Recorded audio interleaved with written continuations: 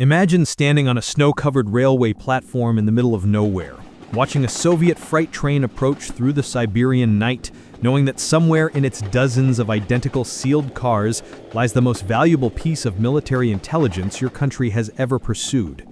East Germany, 1956. A CIA operations officer checks his watch for the third time in as many minutes, counting down the seconds until a carefully orchestrated deception will either succeed spectacularly or fail catastrophically. The train carries something the KGB believes is absolutely secure, protected by layers of military security, bureaucratic compartmentalization, and the vast distances of the Soviet railway system. Within hours, American intelligence will possess it, having executed one of the most technically audacious theft operations in espionage history. The Soviets won't even realize it's missing for weeks, and when they finally discover the theft, they'll face an impossible question. How did the Americans intercept a secret so carefully guarded that only a handful of people in Moscow knew it existed?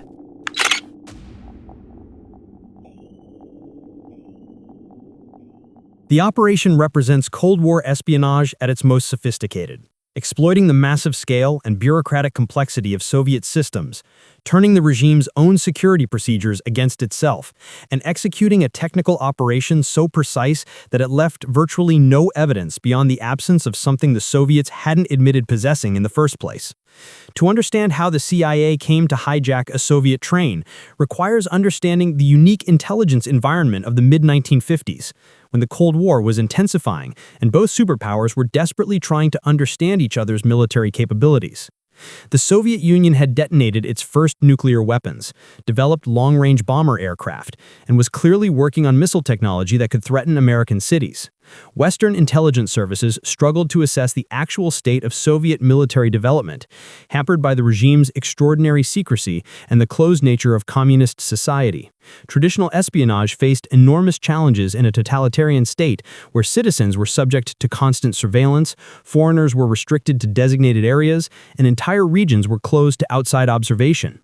The Soviet military conducted weapons testing at remote facilities in Kazakhstan, Siberia, and other inaccessible locations, shielding their most advanced programs from Western scrutiny. Strategic intelligence about Soviet missile capabilities had become the highest priority for American national security planners by the mid-1950s. President Eisenhower and his advisors understood that Soviet ballistic missiles capable of delivering nuclear weapons to American cities would fundamentally alter the strategic balance and potentially give Moscow first strike capabilities that could devastate the United States before effective retaliation was possible. The Air Force, the newly created CIA, and other intelligence agencies devoted enormous resources to understanding what missiles the Soviets were developing, what ranges they could achieve, how accurate they were, and most critically, how many the Soviets could deploy and how quickly. Traditional intelligence collection methods provided fragmentary information. Signals intelligence intercepted Soviet communications but couldn't fully interpret the technical details of weapon systems. Reconnaissance flights over Soviet territory yielded photographs of facilities but couldn't reveal the performance characteristics of the missiles themselves. And human intelligence from defectors or recruited sources provided valuable insights but couldn't deliver the comprehensive technical documentation that American weapons designers needed to fully assess Soviet capabilities. The strategic context intensified in early 1956, when intelligence analysts began receiving fragmentary reports about a new Soviet missile system that represented a potential breakthrough in range and payload capacity. The system apparently incorporated German rocket technology captured at the end of World War II, but significantly enhanced through Soviet engineering. If the intelligence was accurate, the missile could carry nuclear warheads to targets across Western Europe and possibly reach American cities from launch sites in the Soviet Union. Western military planners urgently needed detailed technical information about this system, its propulsion technology, guidance mechanisms, fuel requirements, range capabilities, and production status. Without this information, NATO couldn't develop effective defenses, American weapons designers couldn't identify vulnerabilities to exploit, and strategic planners couldn't accurately assess the threat timeline. The breakthrough came from an unexpected source. A CIA asset in Eastern Europe, a railway worker with access to Soviet military transport schedules, reported something unusual. A special freight train was scheduled to travel from a military research facility in the Ural Mountains to a testing range in Kazakhstan, following a route that would take it through Soviet-controlled territory in Eastern Europe. The cargo manifest was classified at the highest levels, but the asset had observed extraordinary security measures surrounding the shipment, military guards, sealed cars, and handling protocols that suggested something exceptionally valuable or sensitive. The CIA station in Berlin immediately recognized the potential significance. If the train carried components or documentation related to the new missile system, intercepting it could provide the intelligence breakthrough American analysts desperately needed.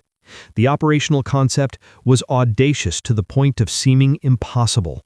The CIA would need to identify which specific train car among dozens carried the targeted material, stop the train without alerting Soviet security forces, open the sealed car without leaving evidence of tampering, photograph or remove the contents, reseal everything precisely as it had been, and allow the train to continue to its destination.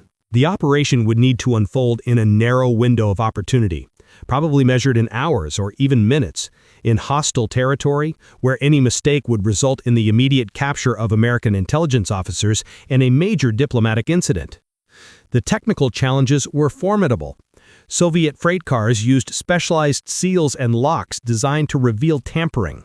The cargo might be packed in ways that made rapid access difficult, and photography of technical documents would require specialized equipment and expertise.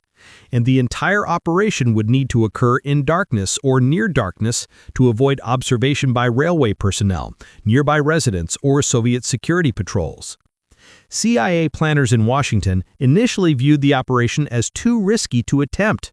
The potential intelligence value was enormous, but the probability of failure seemed equally high.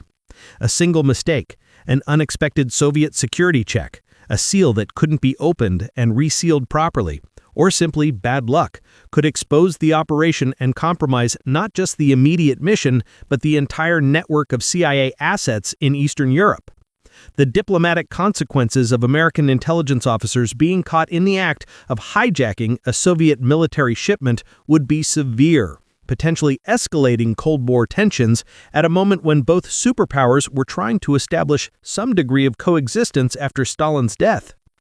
Some senior CIA officials argued for waiting, hoping that conventional intelligence methods might eventually provide the needed information through less risky channels.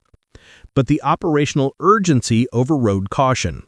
Intelligence analysts convinced CIA leadership that the missile system under development represented such a significant threat that waiting was more dangerous than acting. If the Soviets successfully deployed the system before the United States fully understood its capabilities, American strategic planning would be operating partially blind at the most critical juncture of the Cold War. The decision was made to proceed, but with extraordinary precautions and preparations. The CIA assembled a specialized team combining the agency's most experienced operations officers with technical experts from military intelligence who understood Soviet weapon systems and could quickly assess documents or hardware if the operation succeeded. They recruited additional assets along the railway route who could provide real-time information about the train's progress, security measures, and any unexpected changes to its schedule or routing. The technical preparation required months of work. CIA engineers obtained examples of Soviet railway seals and locks, studying their mechanisms and developing techniques to open and reseal them without leaving detectable evidence. They practiced on mock-ups of Soviet freight cars, timing how quickly a team could force entry, photograph documents or components, and restore everything to its original condition. They developed specialized photography equipment that could operate in near darkness, using minimal lighting that wouldn't be visible from outside the freight car.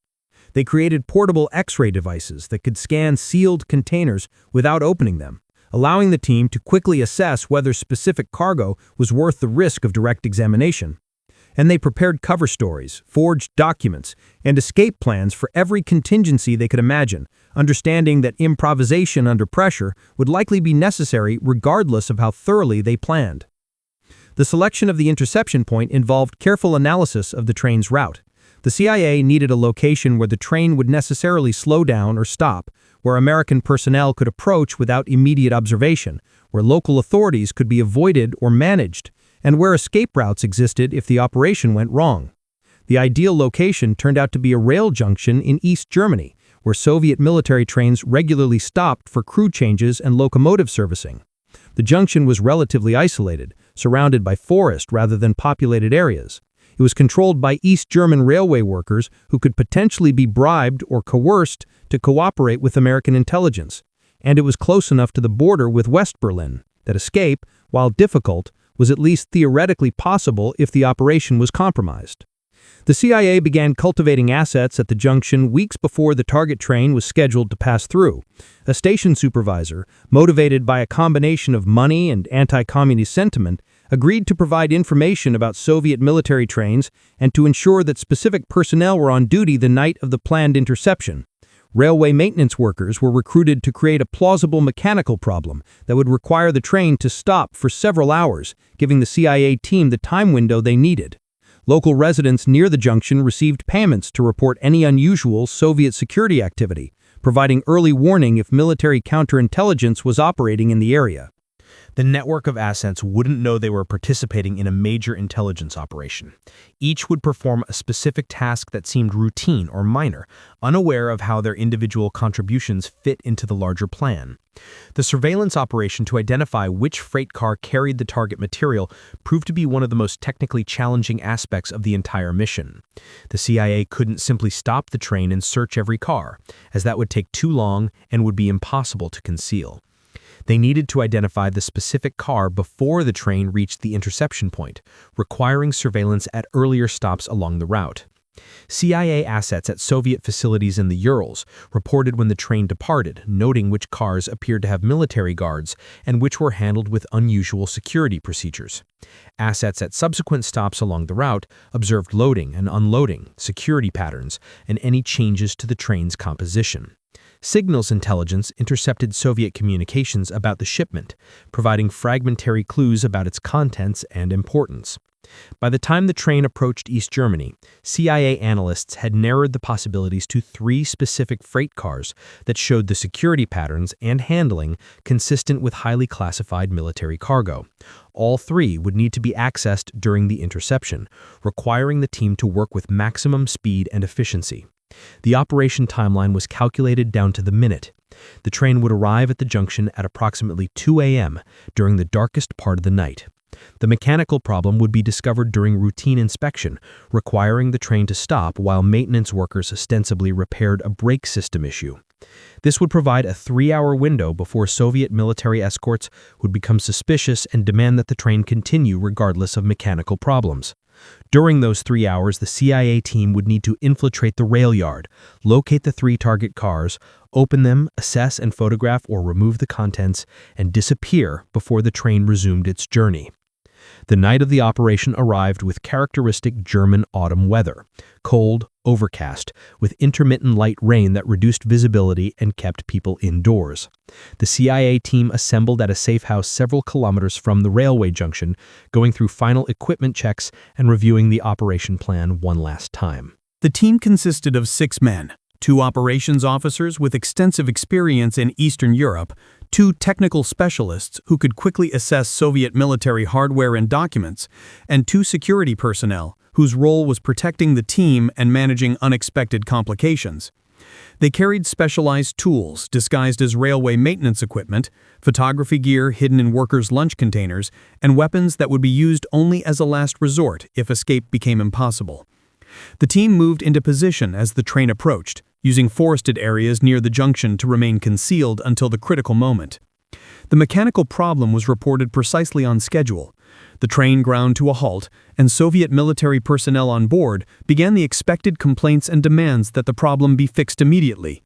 East German railway workers responded with the bureaucratic slowness that was both authentically frustrating and deliberately calculated to consume time. The repairs would take several hours, they explained. The crew should rest. There was hot coffee in the station building. The Soviet officers, accustomed to the chronic inefficiency of railway operations throughout the communist bloc, grudgingly accepted the delay.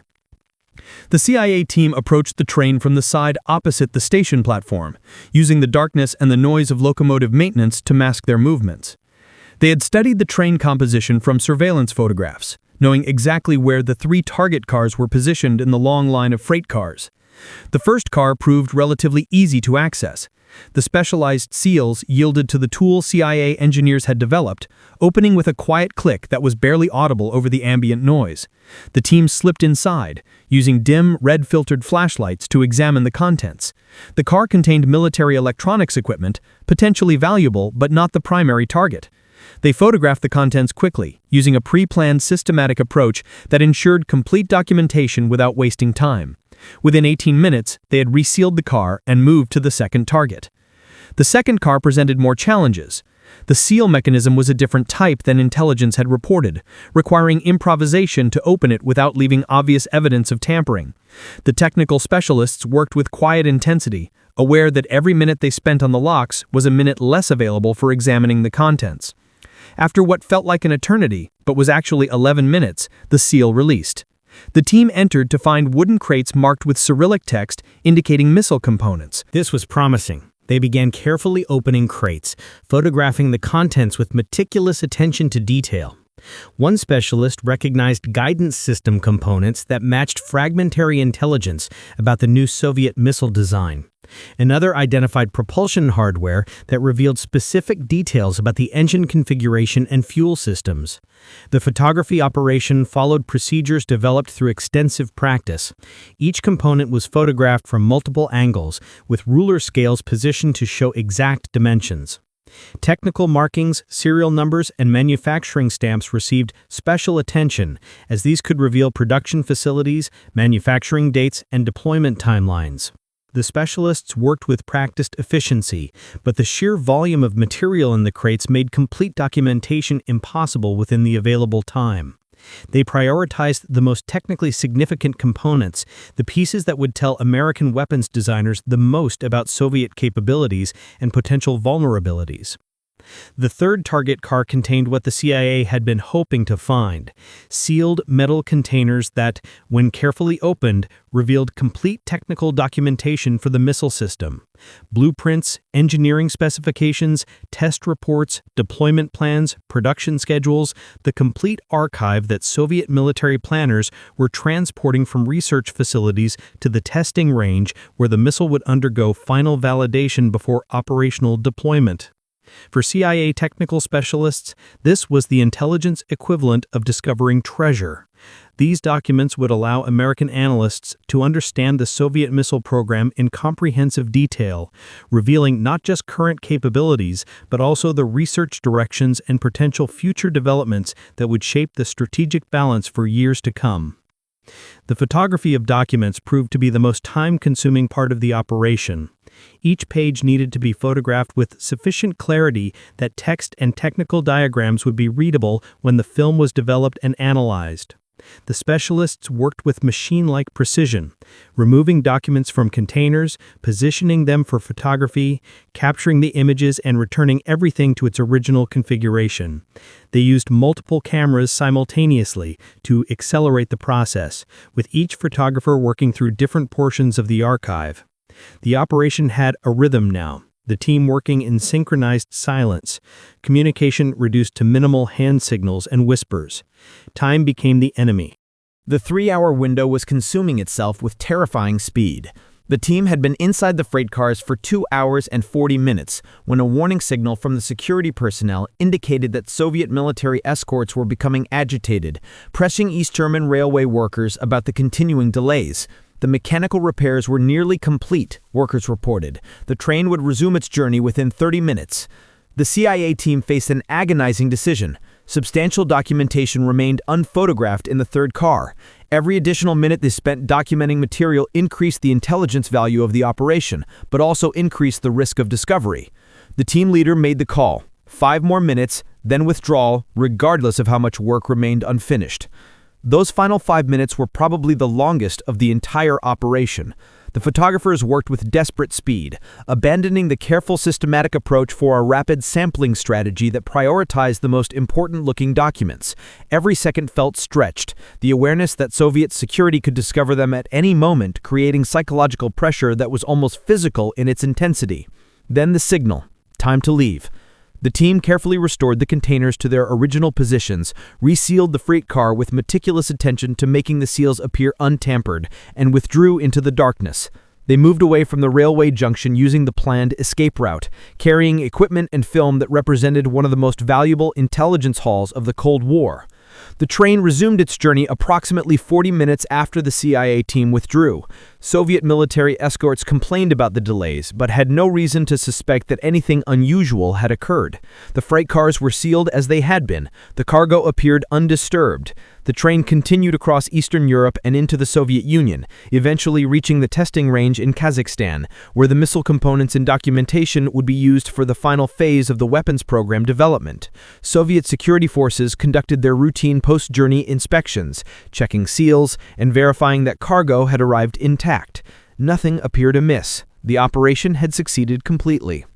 Back at CIA headquarters in Langley, Virginia, the film from the operation underwent immediate processing and analysis. Technical specialists from multiple agencies converged to examine what the team had captured. The initial assessment confirmed that the operation had exceeded even optimistic expectations. The documents revealed comprehensive details about Soviet missile capabilities, including range estimates, payload capacities, guidance system accuracy, and production timelines that indicated how quickly the Soviets could deploy operational missiles. The component photographs allowed American weapons designers to understand Soviet engineering approaches, identifying both the strengths of their design and potential vulnerabilities that could be exploited for defensive or offensive purposes. The missile system documented in the stolen materials was designated by NATO as the SS-3 Shatter, a medium-range ballistic missile that would become a significant element of Soviet nuclear forces throughout the late 1950s and early 1960s. The intelligence obtained from the train hijacking operation allowed the United States to develop countermeasures and defensive systems specifically tailored to this missile's characteristics. American strategic planners could make informed decisions about military deployments, defense spending, and diplomatic initiatives based on accurate understanding of Soviet capabilities rather than worst-case speculation. The intelligence arguably reduced the risk of miscalculation and escalation by giving both superpowers more realistic assessments of each other's actual military strength versus the inflated claims that often characterized Cold War propaganda. The operational security surrounding the hijacking operation remained intact for decades. The Soviets apparently never discovered that the train had been compromised. The KGB conducted its usual security reviews, looking for evidence of espionage or sabotage, but found nothing suspicious about the shipment that had arrived at the Kazakhstan testing range without incident. The CIA's meticulous attention to resealing the freight cars and leaving no physical evidence of entry had succeeded completely. Soviet security forces had no reason to suspect that American intelligence had accessed the most classified details of their missile program while those details were in transit across communist-controlled territory. The success of the train hijacking operation validated CIA planners' belief that the enormous scale and bureaucratic complexity of Soviet systems created exploitable vulnerabilities. The Soviet Union's vast territory required military shipments to travel thousands of kilometers by rail, passing through multiple security jurisdictions and involving numerous personnel who couldn't all be vetted and monitored with complete effectiveness. The rigid hierarchies and compartmentalized information structures that were supposed to protect secrets also prevented effective security coordination. Railway workers at a junction in East Germany weren't cleared for information about the strategic importance of specific freight cars, so they couldn't recognize when unusual attention to a particular train might indicate intelligence interest. Military escorts focused on preventing theft or sabotage at a tactical level, without understanding that the most valuable intelligence operation wouldn't involve physically removing cargo, but simply documenting it. The techniques developed for the train hijacking operation were adapted for subsequent CIA operations targeting Soviet military shipments. The agency identified multiple opportunities to intercept sensitive materials in transit, exploiting the same vulnerabilities that had made the original operation successful. Some of these subsequent operations targeted weapons components. Others focused on technical documentation being transported between research facilities and production plants. Still others aimed at communications equipment, cryptographic materials, or other specialized military hardware that provided insights into Soviet capabilities and intentions. The basic operational model remained consistent: identify high-value targets in transit, recruit assets along transportation routes, develop techniques to access materials without leaving evidence, and execute rapid documentation operations within narrow time windows. The East German railway workers who had assisted the operation faced careful post-operation security management. The CIA couldn't simply abandon them after using them, as that would both violate ethical obligations and create security risks if desperate former assets attempted to approach Soviet authorities to negotiate protection in exchange for information about American intelligence activities. The station supervisor who had enabled the operation was gradually exfiltrated to West Germany over several months, using an elaborate deception that made his departure appear to be a routine job transfer rather than defection. Other assets received continuing payments and support, with the CIA maintaining relationships that could enable future operations, while also ensuring that the individuals who had taken risks to assist American intelligence were protected from Soviet retribution. The intelligence derived from the train hijacking operation influenced American weapons development in multiple ways. Defense contractors used the information about Soviet missile technology to design countermeasures and defensive systems. The Air Force adjusted bomber deployment strategies based on more accurate understanding of Soviet air defense capabilities that were revealed in the documentation. The CIA's own technical collection programs were refined to focus on areas where the stolen documents revealed gaps in American understanding or Soviet capabilities that required continuing monitoring. And diplomatic negotiations over arms control proposals incorporated realistic assessments of Soviet missile capabilities rather than the inflated estimates that had characterized earlier discussions when Western intelligence had less reliable information about actual Soviet strength. The operational lessons from the train hijacking operation influenced CIA training and doctrine for decades. The operation demonstrated that technically complex intelligence missions could succeed when given adequate preparation time, specialized expertise, and careful operational planning. It validated the importance of developing specialized tools and techniques for specific intelligence challenges, rather than relying on generic operational approaches. It showed that recruiting assets for specific limited roles, where individuals performed discrete tasks without understanding the larger operation, could provide better security than traditional espionage networks, where sources needed comprehensive knowledge to be effective. And it reinforced the value of patience in intelligence collection, waiting for the right operational opportunity rather than forcing operations when conditions weren't optimal. The psychological impact on the CIA officers involved in the operation was complex and long-lasting. The team members had experienced several hours of extraordinary stress, knowing that discovery would mean capture, imprisonment, potential execution, and significant damage to American intelligence capabilities and diplomatic interests. The success brought enormous professional satisfaction and recognition within the intelligence community, but it also created a form of operational burden, as the officers became known internally as the team that had pulled off one of the most audacious intelligence coups of the Cold War, creating expectations for their subsequent operations that were difficult to meet. Some team members continued in operations careers, applying lessons from the train hijacking to other missions. Others transitioned to analytical or training roles, using their experience to prepare future generations of intelligence officers for the technical and psychological challenges of field operations. The ethical dimensions of the operation generated less internal debate than some other CIA activities during the Cold War. The train hijacking, while certainly constituting espionage and technically a violation of East German and Soviet law, didn't involve actions that intelligence professionals considered morally problematic. No one was harmed, no assets were coerced into participating against their will. The operation advanced legitimate national security interests by providing information that reduced the risk of miscalculation and helped maintain strategic stability. Unlike covert action operations that toppled governments or assassination programs that raised profound moral questions, the train hijacking was straightforward intelligence collection against a military target, the kind of activity that intelligence services have conducted throughout history and that even adversaries would recognize as falling within the bounds of normal espionage. The question of whether the operation violated international law was more complex. The Universal Postal Convention and various international agreements protected railway shipments from interference, and the operation clearly violated East German sovereignty and Soviet property rights.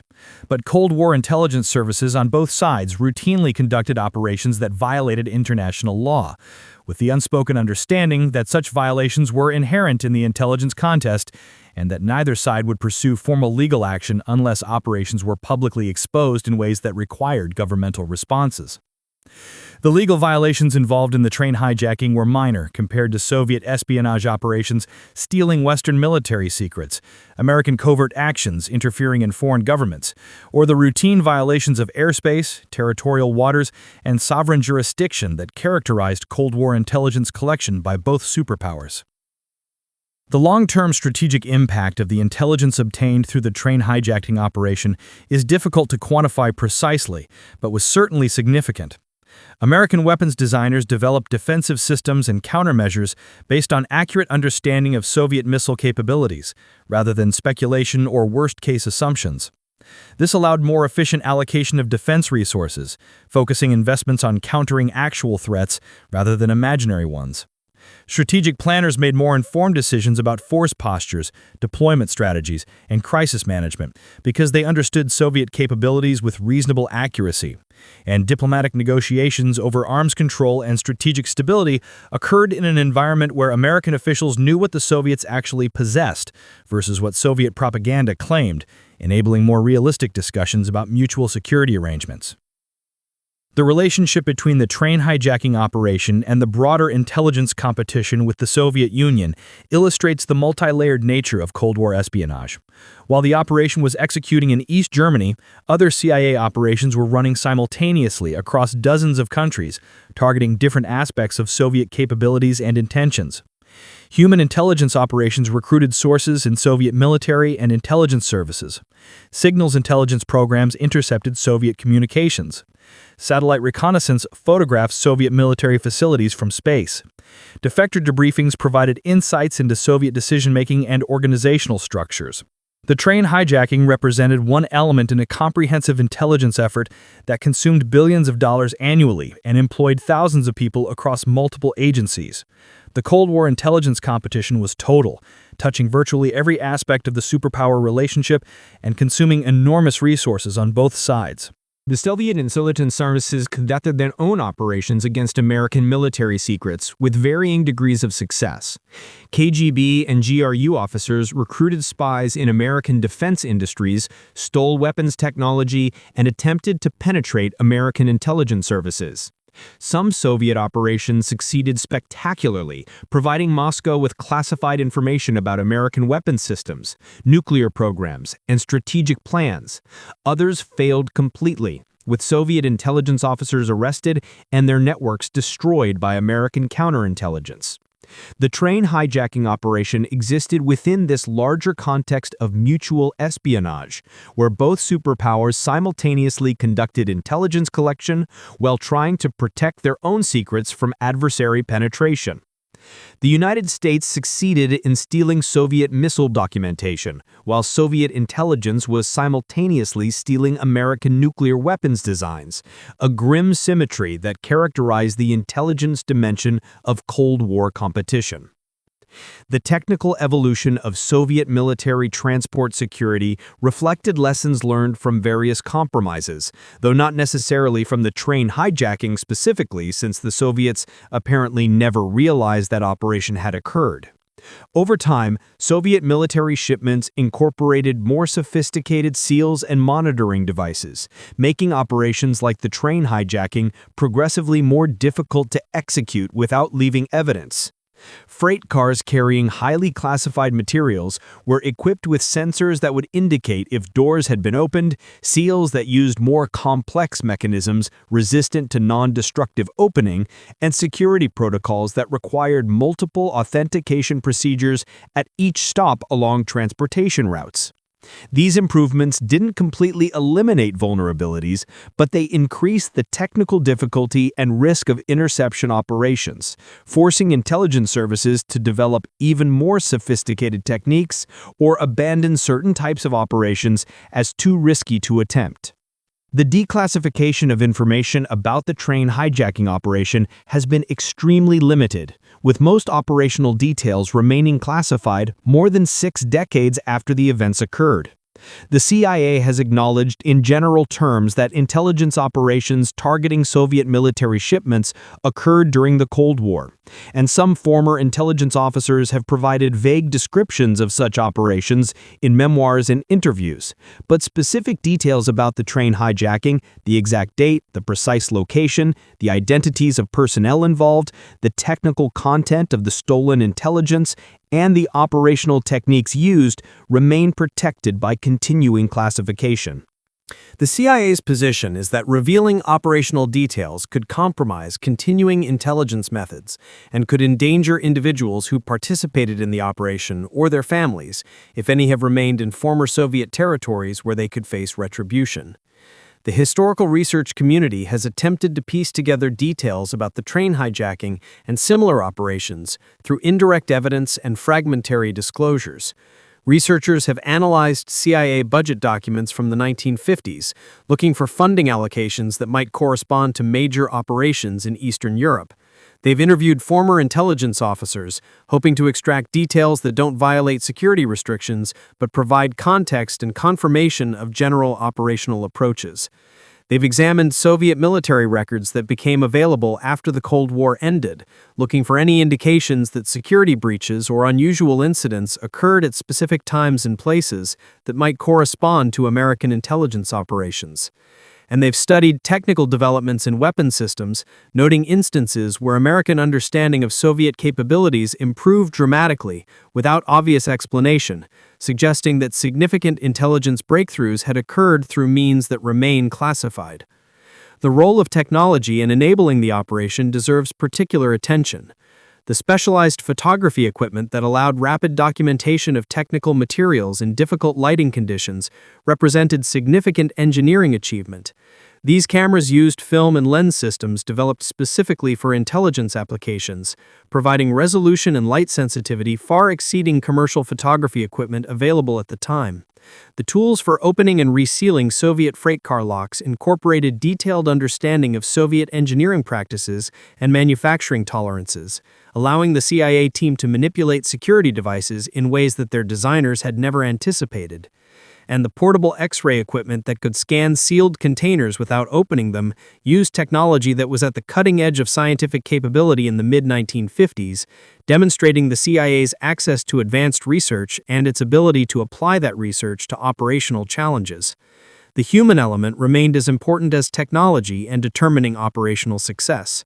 The courage of the operations officers who executed the mission under extreme pressure and constant risk of discovery, the technical expertise of the specialists who could quickly assess Soviet military hardware and documents, making rapid decisions about what to prioritize for documentation within severe time constraints, the skill of the assets along the railway route who provided information and logistical support without fully understanding what they were participating in, and the analytical brilliance of the CIA officers who had identified the intelligence opportunity in the first place, recognizing that a Soviet military shipment transiting Eastern Europe represented a potentially exploitable vulnerability. Technology enabled the operation, but human judgment, courage, and skill made it successful.